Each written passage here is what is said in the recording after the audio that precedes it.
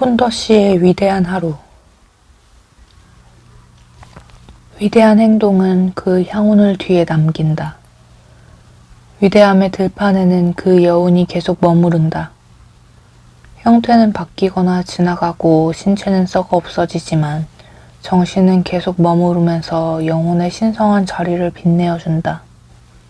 아주 여러 세대 전에 살아서 우리가 알지 못하고 또 우리를 알지 못하는 위대한 사람들이 이곳에 와서 깊이 생각하며 인생의 심오한 꿈을 꾼다.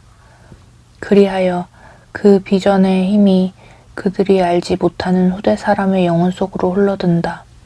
조슈아 로런스 체인벌린. 실직. 택시는 헤드라이트 불빛으로 집의 현관을 슬쩍 한번 비추더니 돌아나갔다. 택시에서 내려선 데이비드 폰더는 집 앞 마당의 잔디밭에 홀로 서서 지난 20여 년 동안 아내 엘렌과 함께 살아온 그 집을 멍하니 쳐다보았다. 데이비드는 갑자기 다리에 힘이 풀려 잔디밭 위에 쪼그려 앉을 수밖에 없었다. 그는 자신의 영혼 속에 깊은 공포를 느꼈고 목구멍을 타고 기어오르는 구역질에 부르르 몸을 떨었다. 그 공포는 사람의 등을 천천히 기어올라 목덜미를 감아 젖히는 뱀처럼 데이비드의 전신을 옥죄어 왔다. 그는 이제 자신의 인생이 끝장났다는 것을 천천히 그러나 분명하게 깨닫고 있었다. 올해 46인 그는 직장도 돈도 인생의 목적도 아니 그 어떤 것도 가진 게 없는 사람이었다. 잠시 뒤 데이비드는 딸의 방문 앞에 서 있었다. 그가 깨어있는 딸을 본 것은 한 달도 더 된 것 같았다. 최근 들어 그의 근무 시간은 일정하지 않았다. 다니고 있는 회사가 다른 회사에 넘어가는 것을 막기 위해 필사적인 노력을 기울이느라고 데이비드는 해 뜨기 전에 출근하여 가족이 모두 잠든 후에야 퇴근하곤 했다. 지난 몇 주 동안 너무 바빠서 아예 퇴근하지도 못하고 사무실에서 밤을 샌 경우도 많았다. 데이비드는 서류 가방을 옷장 옆에 살짝 내려놓은 다음 딸의 침대 쪽으로 걸어갔다. 방 안이 조용해서 그런지 딸의 숨소리가 더 크게 들렸다. 데이비드는 침대에 다가가 손을 뻗어 딸의 머리카락을 쓰다듬었다. 촉감이 너무 부드러웠다. 딸아이가 4살 때 크리스마스 선물로 받은 신데렐라 나이트 스탠드는 딸의 얼굴에 천사 같은 은은한 불빛을 던지고 있었다. 제니퍼 크리스틴 폰더, 내 귀여운 딸 제니. 그는 중얼거렸다. 데이비드는 딸아이가 태어나던 그 순간을 기억했다. 바로 12년 전 오늘이었다. 시계를 쳐다보니 시간은 벌써 새벽 2시 18분이었다. 아니 12년 전 오늘이 아니라 어제였구먼. 그가 중얼거렸다. 그의 뺨으로 천천히 눈물이 흘러내렸다. 데이비드? 엘렌이었다. 아내는 방 안으로 들어와 데이비드의 어깨를 어루만졌다. 당신이 들어오는 소리를 들었어요. 당신 괜찮아요? 데이비드는 고개를 들어 아내의 얼굴을 바라보았다. 그녀는 자다가 깨서 그런지 머리카락이 헝클어졌고 얼굴은 화장이 지워져 있었다. 그녀는 검은 머리를 어깨까지 풀어헤쳤는데 하얀 티셔츠와는 강한 대조를 이루고 있었다.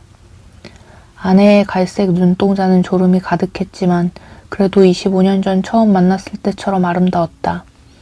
엘렌은 남편 옆에 무릎을 꿇었다. 그녀는 손으로 남편의 이마에 흘러내린 머리카락을 뒤로 넘겨주었다. 데이비드 정말 괜찮아요? 엘렌이 다시 물었다. 그는 양손으로 아내의 손을 모아쥐고 입술로 가져가 손등에 키스했다. 아니, 그렇지 못해. 새벽 5시, 엘렌은 데이비드의 가슴에 머리를 기댄 채 모로 누워 잠이 들어 있었다. 데이비드는 침대에 누워 천장을 빤히 쳐다보면서 어떻게 아내는 저리도 편안하게 잠잘 수 있을까 하고 의아해했다. 그는 다시 잠들지 못할 것 같았다. 그는 거의 2시간에 걸쳐 그날 회사에서 있었던 일을 아내에게 다 말해주었다. 그날 오후 데이비드와 임원진은 회사 중역 회의실에 모두 모였다. 그들은 오후 5시가 될 때까지 계속 전화를 걸어서 주주들의 지원을 간절히 호소했다. 적대적인 재벌이 데이비드의 회사를 강제 매입하려는 것을 막기 위한 최후의 안간힘이었다. 자정 직전 최종 통보가 중역 회의실로 날아들었다. 그들의 눈물, 애원, 기도 등 필사적인 노력에도 불구하고 적대적 기업 인수가 마무리되었다. 모든 중역과 간부들은 그날 자정을 기해 자동적으로 계약이 해지되었다. 최종 통보 전화가 걸려온 지 15분 후에 경비원이 데이비드의 사무실로 들어와 책상 정리를 도와주겠다고 말했다. 1시간 뒤 데이비드는 회사 입구의 경비실 앞에 서서 택시를 기다리는 신세가 되었다. 데이비드는 23년이나 장기 근속을 했는데도 불구하고 사무실 키, 회사 체육관 키, 회사 업무용 차키를 당일로 반납해야 했다. 데이비드는 침대에 누워 눈이 말똥말똥한 상태로 자신의 인생에 대하여 생각해 보았다. 그와 엘렌은 아이오와 주립대학을 졸업한 그 다음날 만났다. 경영학과를 졸업한 데이비드는 포춘 선정 500대 기업에 들어가는 회사에 취직하여 회사원으로 성공할 계획을 갖고 있었고, 교육학과 졸업생인 엘렌은 교사 자리를 알아보는 중이었다. 그들은 2년 동안 교제를 했는데 연애 기간 중에는 그들을 가리켜 어느이냐고 묻는 사람들이 많았다.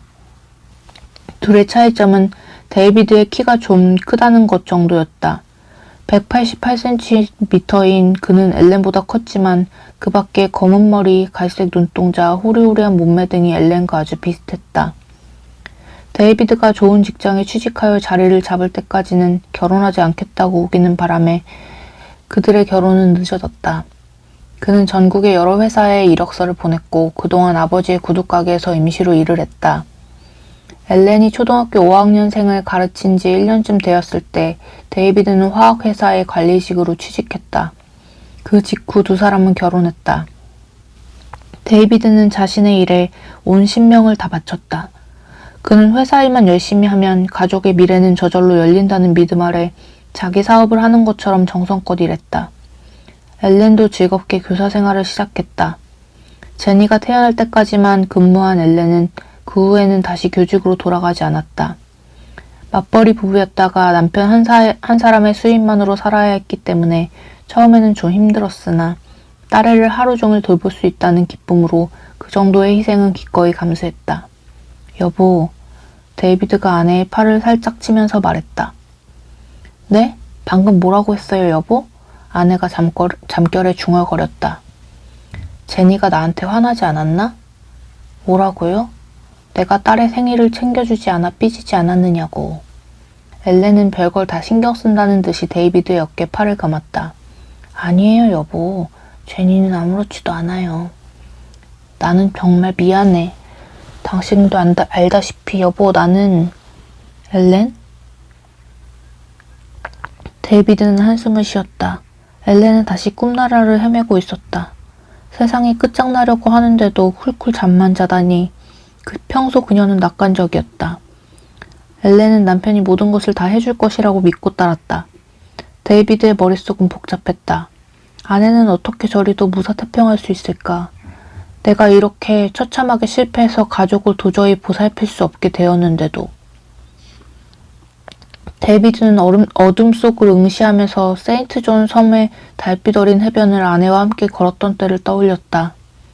그들은 장인 어른의 호의 덕분에 카리브해로 신혼여행을 떠날 수 있었다. 장인은 당시 잔디밭 관리 사업을 하고 있었는데 딸의 결혼식을 아주 특별하게 축하해주고 싶어 했다. 특별한 신혼여행을 다녀올 수 있었던 그들은 해변을 함께 거닐며 많은 이야기를 나누었다. 해변을 걷던 한순간 데이비드는 발걸음을 멈추고 엘렌의 얼굴을 양손으로 감싸면서 말했다. 당신에게 이 세상의 모든 것을 다 해주겠다고 약속할게. 그때 데이비드는 아주 진지했기 때문에 그녀는 웃지 않았다. 그 후 10년 동안 그들은 아이가 태어나기를 간절히 바랬으나 임신이 되지 않았다. 그래서 결혼 12년째 되던 해 엘렌이 임신하자 데이비드는 뛸 듯이 기뻤다. 이제 그들의 가족 생활은 완성되었던 것이다. 데이비드는 더욱 열심히 일해서 가족이 편히 쉴 수 있는 멋진 집을 마련하고 또 남부럽지 않은 수준의 생활을 유지하려고 애썼다. 하지만 회사에서의 일은 어렵지 않게 생활을 할 정도는 되었지만 풍족한 생활을 보장해주지는 못했다. 데이비드는 직장 동료에게 이렇게 말한 것이 한두 번이 아니었다.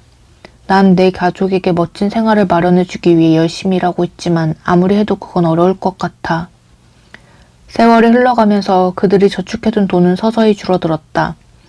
데이비드가 과거 대학 동기와 부업으로 시작한 컴퓨터 회사는 2년 만에 파산했고 은행 금리가 상승하면서 그들의 부동산 투자도 많은 손실을 입게 되었다. 딸애가 태어나자마자 붙기 시작한 대학 등록 적금도 6개월 전 딸의 취업 교정 비용 때문에 해약했다. 하지만 취업 교정 의사에게 미리 준 돈이 충분한 액수인지도 알 수 없었다. 데이비드는 이런 생각이 들었다. 이럴 때 왜 이런 황당한 생각이 떠오르는 거지? 치아 교정기를 제거하는 비용을 미리 내지 않았다면 제니는 30살이 될 때까지 교정기를 계속 차고 다닐 뻔했잖아. 데이비드의 생각은 다시 세인트 존 섬의 해변으로 되돌아갔다. 당신에게 이 세상의 모든 것을 다 해주겠다고 약속할게. 내가 그렇게 말했었지. 하지만 지금까지 단 하나도 제대로 해준 게 없잖아. 데이비드는 또다시 구역질이 치밀어 오르는 것을 느꼈다. 그는 재빨리 화장실로 달려가 변기에 토했으나 멀건 물만 나올 뿐이었다. 엘렌은 아침 7시쯤 잠에서 깨어났다. 실내복을 입고 슬리퍼를 신은 그녀는 아침 식사를 준비하기 위해 주방으로 들어갔다. 남편은 식탁에 혼자 앉아 있었다. 청바지에 티셔츠를 입은 남편은 그녀에게 생소해 보였다. 지난 여러 해 동안 남편은 집안에서 제일 먼저 일어났고 이 시간쯤이면 양복에 넥타이를 매고 현관문을 나서고 있어야 했다. 엘렌은 남편이 지난밤 전혀 잠을 자지 못했다는 것을 단번에 알아보았다. 좋은 아침이에요, 여보. 그녀가 말했다. 제니는 아직 자고 있어. 데이비드가 말했다. 내가 당신을 위해 커피를 끓여놨지. 그녀는 잠시 남편을 쳐다보았다. 여보, 모든 게 다 괜찮아질 거예요. 그녀가 말했다. 그는 고개를 돌려 창밖의 마당을 쳐다보았다. 여보, 모든 게 다 좋아질 거예요. 우리는 전에 이보다 더 어려운 때도 견뎌냈잖아요. 여보, 난 올해 46이야. 맥도날드 햄버거 가게를 빼놓고 46살짜리 남자를 직원으로 뽑아주는 곳은 아무데도 없어. 우리는 이 집을 저당까지 잡혔어. 당신의 차는 월부금이 밀려있고 나는 이제 차도 없어. 지난해 연봉계약을 갱신할 때 선택을 하지 않았기 때문에 회사에서 받을 퇴직금도 없어. 우린 이제 빈털터리일 뿐만 아니라 돈을 빌려올 데도 없어. 지금은 예전과는 비교가 되지 않을 정도로 상황이 나빠. 전에는 이렇게 공지에 몰려본 적이 없다고. 그럼 우린 어떻게 해야 되나요? 모르겠어. 정말 감이 안 잡혀. 폰더씨. 실직 후 7개월이 지나자 데이비드는 인생이 완전히 거덜난 느낌이었다.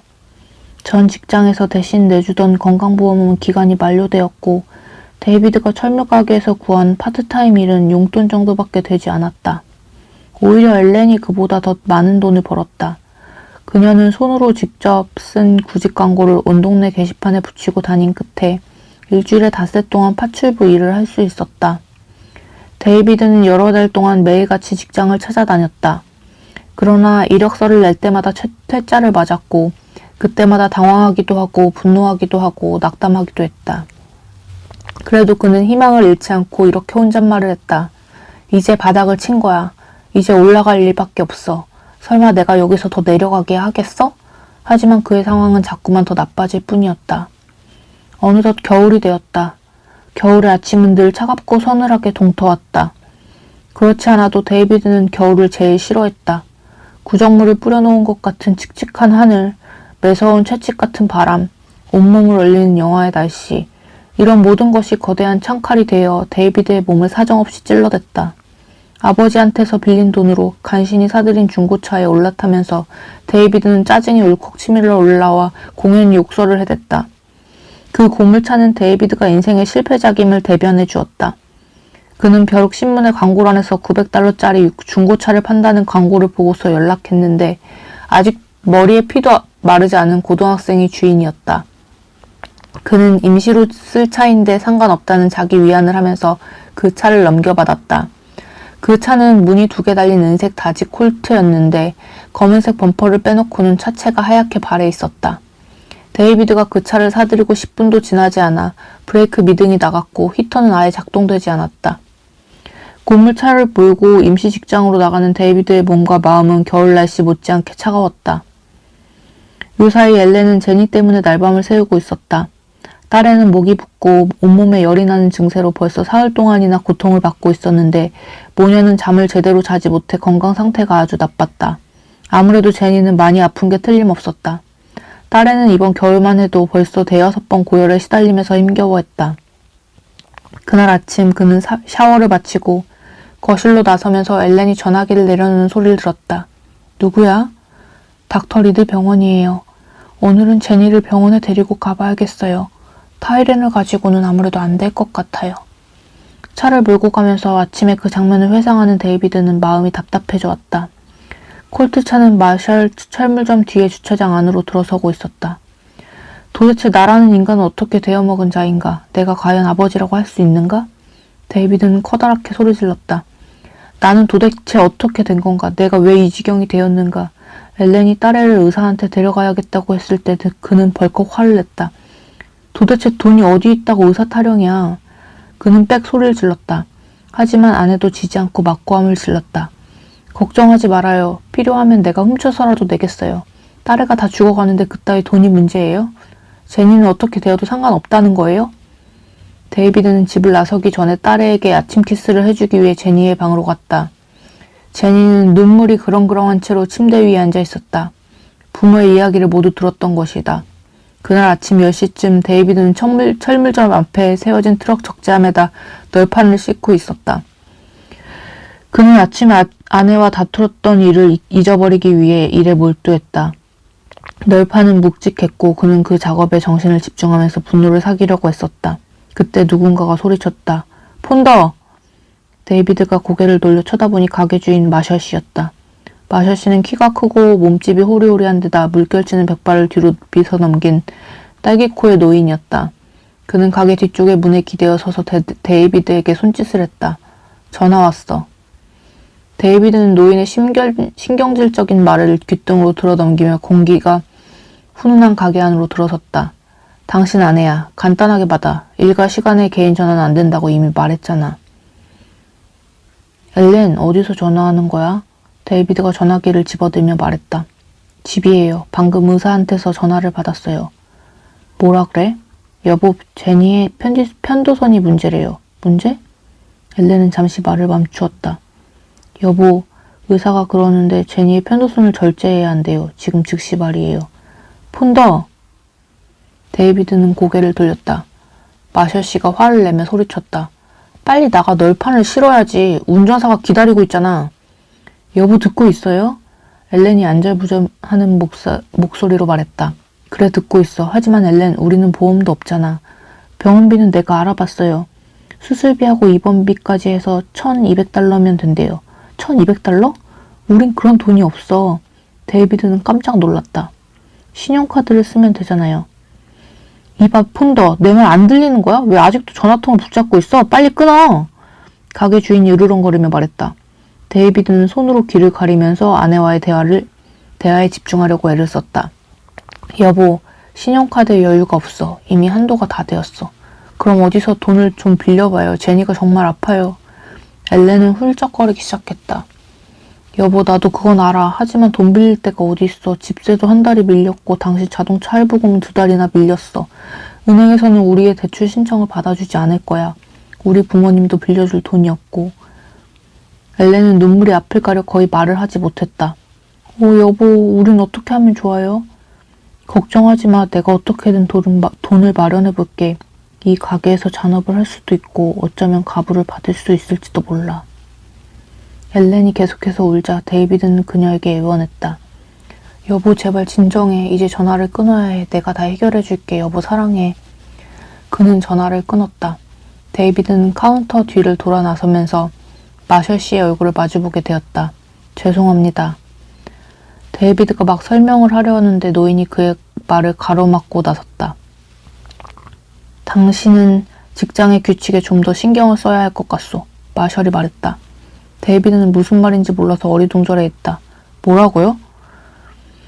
금요일에 다시 오면 그동안의 월급을 주겠소. 다른 데의 일을 알아보는 게 좋을 것 같소. 제가 해고당한 겁니까? 데이비드가 말을 더듬었다. 전화 한 통 썼다고요? 마셜은 팔짱을 낀 채 무표정한 얼굴로 그를 쳐다보았다. 제 딸애가 아파서 전화를 한 겁니다. 노인은 아무 말도 하지 않았다. 귀찮으니 어서 가달라는 표정이었다. 데이비드는 믿어지지 않는다는 듯이 전화통을 가리키며 말했다. 딸이 아파서 아내가 전화한 겁니다. 데이비드는 잠시 말을 끊었다가 이번에는 거의 속삭이는 목소리로 말했다. 내 딸이 아프다고요. 데이비드는 무기력하게 턱을 주걱거리다가 손을 흔들며 몸을 돌려 천천히 문 쪽으로 걸어갔다. 주차장으로 나온 그는 자동차 키를 꺼내면서 웃음을 터뜨렸다. 그는 잠시 차에 시동이 걸리지 않는 광경을 상상했다. 그러다가 중얼거렸다. 마셜 씨, 차에 시동이 걸리지 않습니다. 전화를 한 통만 더 쓸 수 있을까요? 데이비드는 시동홈에 키를 집어넣고 돌리면서 웃었고 이내 차는 웽 하는 소리와 함께 시동이 걸렸다. 내가 이 순간에 왜 웃고 있을까? 그는 생각했다. 난 미쳐가고 있는 거야. 데이비드는 철물점의 주차장을 빠져나오면서 이런 생각이 들기도 했다. 내가 미쳤다는 것을 스스로 깨달을 정도라면 미친 건 아닌 것 같은데. 그는 다시 웃음을 터뜨렸다. 이번에는 너무 웃어서 눈물이 찔끔 나왔다. 고속도로에 들어선 데이비드는 집 방향으로 빠지는 나들목을 지나쳐버렸다. 도로에 차는 거의 없었고 시간은 겨우 오전 11시 15분이었다. 집에 일찍 들어가서 임시직장에서 잘린 얘기를 황급히 해줄 필요는 없었다. 데이비드의 머릿속으로 많은 생각이 흘러갔다. 엘렌에게 너무 미안해. 그리고 제니가 무슨 죄가 있나. 나 같은 아버지를 만난 게 불운이라면 불운이지. 1년 전만 해도 나는 세상을 다 움켜쥘 것 같은 기분이었는데 이제는 가족 하나도 제대로 보살피지 못하는 신세가 되었구나. 데이비드는 차의 속도를 줄여 갓길에 차를 세웠다. 그는 양손으로 깍지를 끼고 그 위에다 이마를 얹었다. 오 하느님. 그가 크게 소리쳤다. 그는 말문이 막혀서 잠시 멍하니 앉아있었다. 오 하느님. 그는 다시 소리쳐 보았으나 그 이상 말이 나오지 않았다. 잠시 뒤 다시 고속도로 위로 올라섰다. 난 이제 기도마저도 제대로 못 올리는 사람이 되었구나. 데이비드는 갑작스러운 충동에 사로잡혀 그레이턴 나들목으로 빠져나갔다. 이제 집에서 64km 떨어진 지점까지 달려온 데이비드는 그야말로 정처 없이 달리고 있었다. 생각은 더욱 빠른 속도로 그의 머릿속으로 흘러갔다. 이 길은 내 인생하고 똑같군. 정처 없고 목적 없는 꼬락서니가 말이야. 내게도 삶의 목적이 뚜렷한 때가 있지 않았던가? 나도 뭔가 이루고 있다고 생각하며 살아오지 않았던가? 하지만 지금은 이게 뭐란 말인가?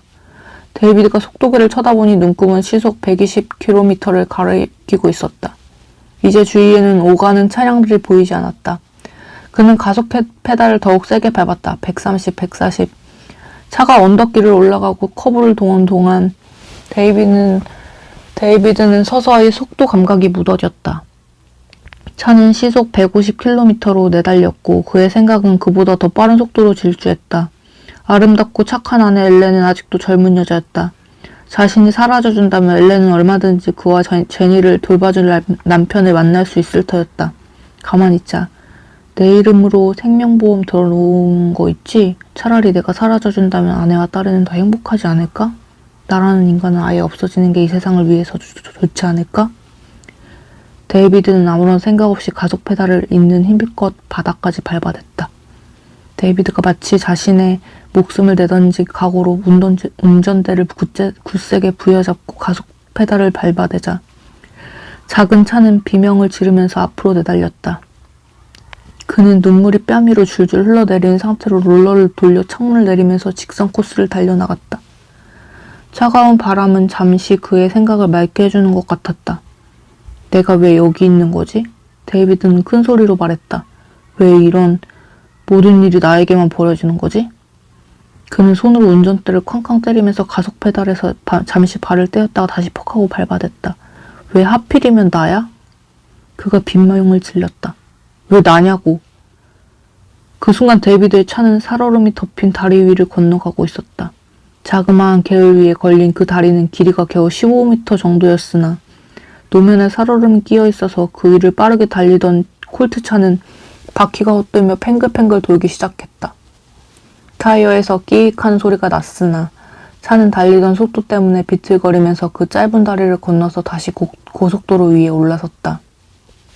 하지만 회전이 걸린 차는 계속 요동쳤고 좌우로 크게 흔들리더니 마침내 길 옆으로 벗어났다. 생사가 걸린 절대 위기의 순간을 맞이한 사람들은 그 짧은 순간에 자신의 과거가 영화 필름처럼 재빠르게 눈앞에 스쳐 지나가는 것을 경험한다고 한다. 그 몇 초의 순간에 유년 시절, 청소년 시절, 성인 시절이 간결하게 하이라이트로 압축되어 나타난다는 것이다. 그 순간 어떤 사람은 후회와 자책을 느끼기도 하고 또 어떤 사람은 불가피한 것을 받아들이고 마음의 평온을 찾기도 한다. 콜트차가 거대한 참나무를 들이박는 순간 데이비드 폰더는 마음속에 여러 가지 의문이 가득했다. 의식이 꺼지기 바로 직전 데이비드는 운전대에서 양손을 떼고 주먹을 쥐면서 허공을 찔렀다. 제발 하느님! 그가 소리쳤다. 왜 하필이면 나란 말입니까? 그리고 데이비드는 어둠의 블랙홀 속으로 빠져들어갔다.